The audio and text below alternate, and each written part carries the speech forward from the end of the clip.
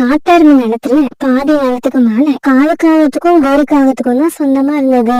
கால்கள் இவ்வளவு பெரிய பணக்காரங்களா இருந்தா கூட ரொம்பவும் கஞ்சத்தனமா இருந்தாங்க. உங்க மனசுல கொஞ்சம் கூட இறக்கமே கிடையாது. முதலாளி, என்னோட வேலை எல்லாத்தையும் முடிச்சிட்டேன். சம்பளத்தை கொடுத்தீங்கன்னா வீட்டுக்கு கிளம்புவேன். உடன் காலுக்காக 100 ரூபாய் எடுத்து அந்த பறவை கிட்ட கொடுத்துச்சு. முதலாளி, சம்பளம் 400 ரூபான்னு சொன்னீங்க, இப்ப என்ன 100 ரூபாய் கொடுக்கறீங்க? பாரு, நான் ஒன்னும் ஏமாளி கிடையாது.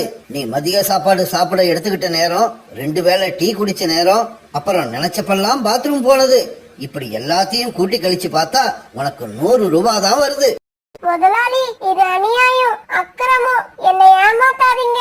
எனக்கு பேசுறபடி 400 ரூபாய கொடுத்துருங்க. ஏய், இஷ்டம் இருந்தா இந்த பணத்தை எடுத்துக்கிட்டு போ, இல்லன்னா அதையும் என்கிட்ட கொடுத்துட்டு போ. வயலுக்கு உரம் வாங்கறதுக்கு 100 ரூபாய் குறையுது. இப்படி சொல்லிட்டு காலுக்காக அங்க இருந்து பறந்து போயிடுச்சு. காலுக்காகத்தோட வீட்டுக்கு பக்கத்துலதான் சோனாக்குருவியோட வீடு இருந்துச்சு. சோனாக்குருவிக்கு கணவர் இல்ல, இருந்தாலும் ரொம்பவும் கஷ்டப்பட்டு பணம் சம்பாரிச்சு ஒரு அழகான சின்ன வீட்டை இப்பதான் கட்டி இருந்தது. கோரி, ஜக்குவுக்கு கல்யாணம் பிக்ஸ் ஆயிடுச்சு இல்ல, இப்ப அவனுக்கு தனியா ஒரு வீடு பார்க்கணும். அதெல்லாம் ஒண்ணு வேண்டாம். நம்ம வீட்டுக்கும் பக்கத்துல சோனா குருவி கட்டி இருக்க வீடு என் கண்ணிலேயே நிக்குது. அந்த சோனா குருவியை எப்படியாவது விரட்டி விட்டுட்டு அந்த வீட்டை நாம எடுத்துக்கணும். அதுக்கு ஏதாவது ஐடியா பண்ணுங்க. இவ்வளவுதான விஷயம்? இன்னைக்கு இல்லாட்டி நாளைக்கு நான் ஏதாவது ஐடியா பண்ணி அந்த சோனா குருவியை இந்த காட்டை விட்டே விரட்டி விட்டுறேன். மறுநாள் காலையில சோனாக்குருவி தன்னுடைய பையன் குக்குவை கூப்பிட்டுக்கிட்டு உணவு தேட பறந்து போச்சு. இத பார்த்த காலுக்காகவும் சோனாக்குருவி வீட்டுக்கு போய் வாசல் கதவை வெளிப்பக்கமா ஒரு பூட்டு போட்டு பூட்டிடுச்சு. இப்படி கதவை பூட்டின காலுக்காகவும் கல்வி எழுதின மாதிரி ஒரு கடிதத்தை எழுதி அந்த கடிதத்தை அந்த கதவோட சொருகி வச்சிருச்சு. உணவு தேட போன சோனாக்குருவியும் கொக்குவும் மத்தியானத்துக்கு மேல தங்களுடைய வீட்டுக்கு திரும்பி வந்தாங்க. வீட்டுக்கு வந்து பார்த்த சோனாக்குருவி வாசல் கதவை வெளிப்பக்கமா பூட்டி இருக்கிறத பார்த்த உடனே அதிர்ச்சி ஆயிடுச்சு. உடனே அந்த கதவோட சொருகிருந்த கடிதத்தை எடுத்து படிக்க ஆரம்பிச்சது.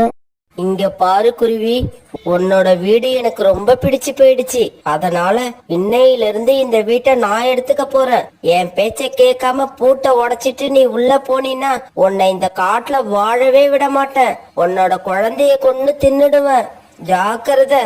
அந்த கடிதத்துல இப்படி எழுதியிருந்ததை பார்த்த உடனே சோனாக்குருவி அழ ஆரம்பிச்சது.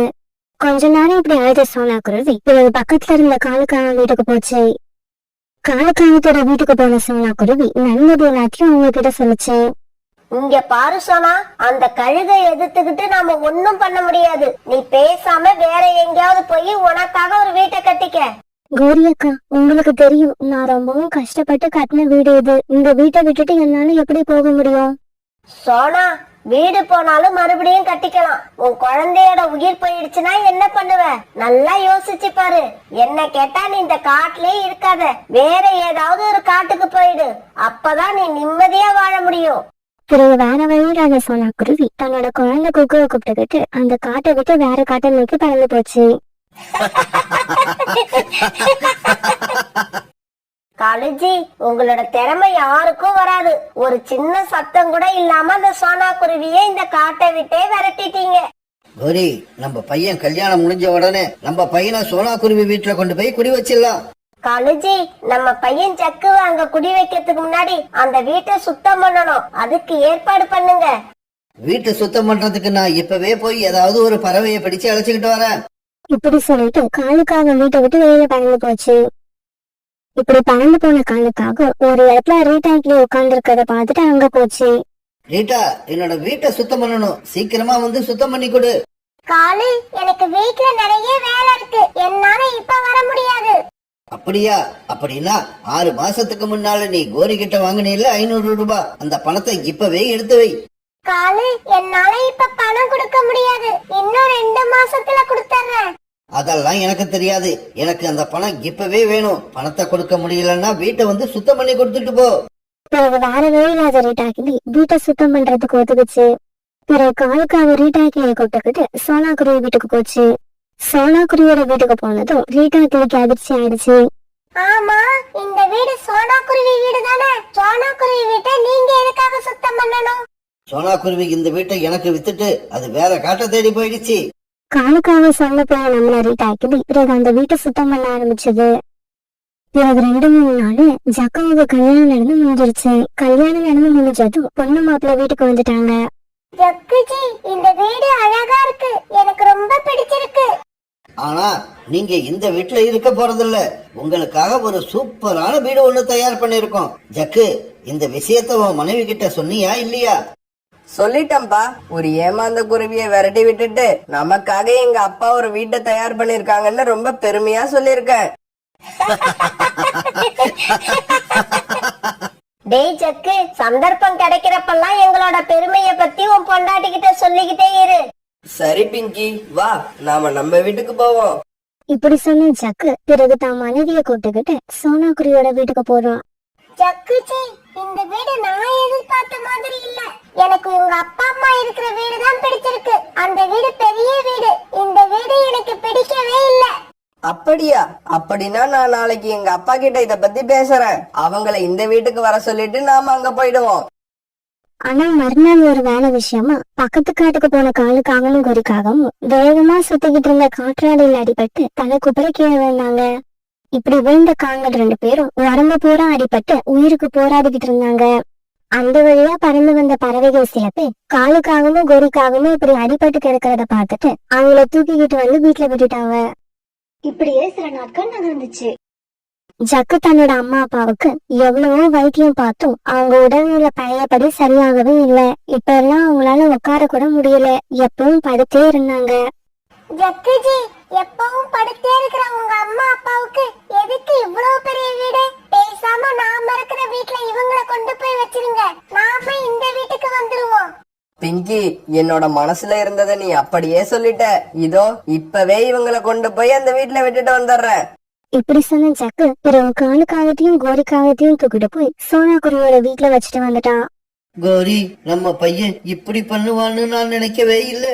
காலுஜி, நம்ம பையன் நம்மள கொண்டு போய் நடுக்காட்டுல போடாம இந்த வீட்லயாவது வச்சிருக்கானே, அத நினைச்சு சந்தோஷப்படுங்க.